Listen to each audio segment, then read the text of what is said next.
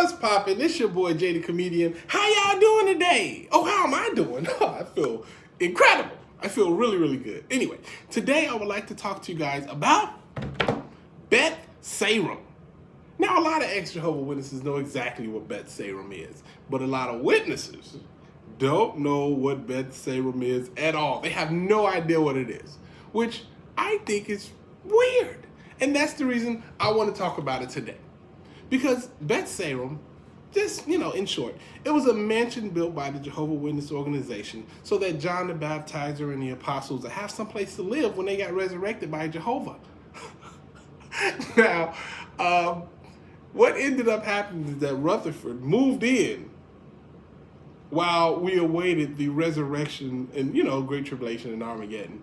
He just moved into this mansion, keep the house nice and warm, keep the pipes from freezing in California, like little stuff like that. Keep making sure the mansion is kept up, But anyway, I think them even building that mansion should have set off some logical red flags. For example, you think a God who has the power to resurrect people from the dead and also has the power to build an entire universe from nothing, you don't think he'd have a nice little setup for these people after they got resurrected? You really think he needed his organization to spend all that money, time, and manpower building this mansion? Or did y'all just get finessed into building the mansion for Rutherford? Okay, I'll stay away from that point. But let's just look at it, though. They felt that the end was so close, that they had to build this mansion for the apostles and all, John the Baptizer and everybody, because it's right here. We're in the end of times. Now, mind you, this was almost 100 years ago. This is a really, really long time ago. Now, the problem that I personally have is that, what's the reason behind it? Were you scared like these guys will come back and they wouldn't know the right religion or something? Hey, look, it's us. We built you a mansion. So yeah, it's us, right? Well, we're the right religion, right? And I imagine that, the apostle and John the Baptizer would be like, well, let's see if you're the right religion. Do you hide predators and do you shun people, And they'd be like, yes, we do. Oh, wow, great. Okay, cool. You're definitely not the right religion. You, sir, over there. What about you? What do you believe in? Well, I believe you shouldn't shun anybody. And I also believe that you should treat people kindly and you should report any and everybody who's a predator. And you should treat people the way you want to be treated. And that's how life should be. They'd be like, oh, wow, okay, cool. Sounds like you have the right religion, sir. What religion are you? Oh, I'm an atheist. I can imagine that would probably be a little bit problematic, but you get the point. See, this is the entire thing with BETH SARIM. My entire problem with it. The one thing I would ask any Jehovah Witnesses, any practicing Jehovah Witness should look at this. Look up BETH SARIM. Just look it up. I'm not going to give you a website. I'm not going to tell you who to talk to. I'm going to tell you to do your own research and gather your own conclusions. Now, I'm going to tell you this also. I don't think you're going to find anything on jw.org. And remind you, this is something that they did. This is actually something that they built. But they don't want to keep records of it. I wonder why. But anyway, look up BETH SARIM. Now, if they would build a mansion, saying that the end is so close, and the end doesn't come and hasn't come yet, that's a false prophecy. And does God like false prophets? I remember in the Bible, God saying, you'll tell whether or not somebody's a false prophet if they make a prophecy and it doesn't come to be. Like, for example, that house that Rutherford moved into, that mansion, he lived in there until he died. And then they sold it for profit, of course. But the biggest point about that is the end never came. The end still hasn't come. Remember the first time somebody told you, oh, we're so close to the end? Can you remember how long ago that was? Was it like 15 minutes ago? Was it like you heard that for the first time like 30, 40, an hour ago, or something like that? Or was the first time you heard that decades ago? Was the first time you heard that so many years ago you can't even remember the first time you heard it? Because that means that there's another false prophecy. There's a lot if you really think about it. Did somebody once tell you, oh, there's not enough time to go to college? The end of the world is coming. There's not enough time to graduate from high school. The end is about to come. Do you remember any of this stuff? I remember it very vividly. I was told, don't worry about college. Mind you, it would have been very helpful if I went. Don't worry about, all these building your career and doing all that and getting secular education. Why are you doing that when the world is about to end? See, this is my point.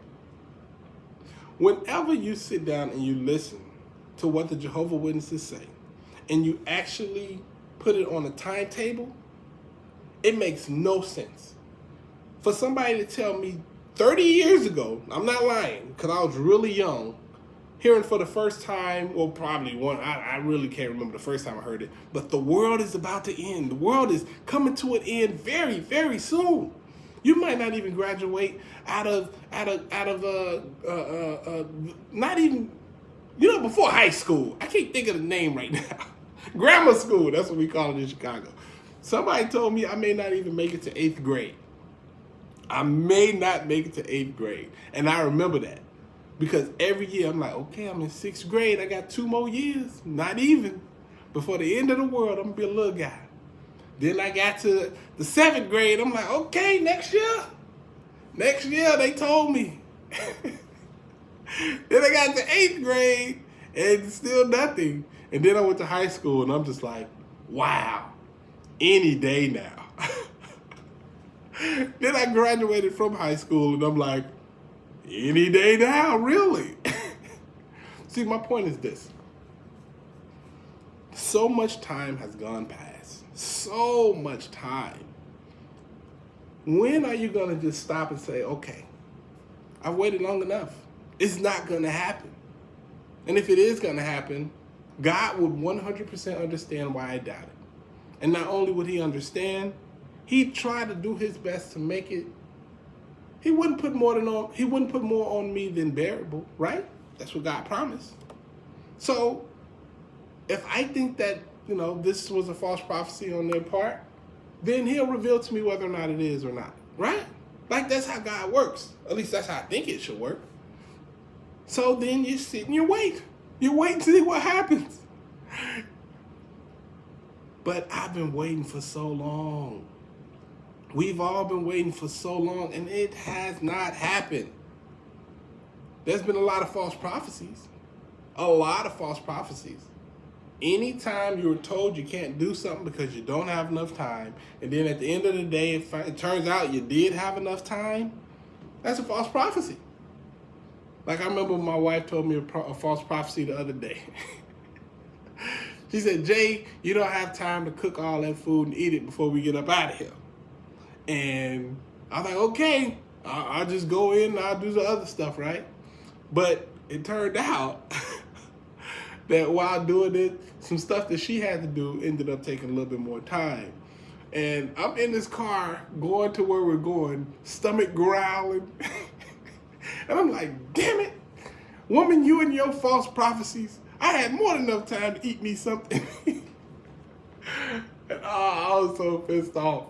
So I can imagine what people feel like, who's living their life right now, who are realizing they have more than enough time to go to college. They have more than enough time to finish high school. They have more than enough time to educate themselves in a way that will put their family in a better position financially, which is crazy because it's a lot of people who are devout, super Jehovah Witnesses who are struggling from paycheck to paycheck because of the simple fact they did not use the time they had earlier because they always believed the world was going to end. And guess what? The world still hasn't ended. We're still waiting for it. So my point is this. Do your research. I would research BETH SARIM and find out exactly what it was and why it's there. The house isn't even destroyed. It's still there. It still exists. Somebody moved in it. Like I say, the Watchtower no longer owns it, but it's still there. It's a standing reminder of a false prophecy made by the Jehovah Witness organization.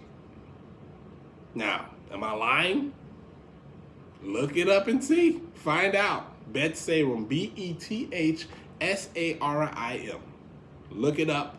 And I want to know what you think about it. Let me know in the comment section, what are your thoughts about BETH SARIM? I know you're going to have a bunch more false prophecies that they put out there, and you should put them in the comment section. I want to read them all because there's a lot. There's a ton of them. But yeah, that's pretty much all I got to say about this video. Please share, like, and comment. And if you're new to the page, welcome. Subscribe. And I guess I'll see you guys tomorrow, all right? It's your boy, Jay the Comedian. Have a great day. Holla at your guala. Deuces.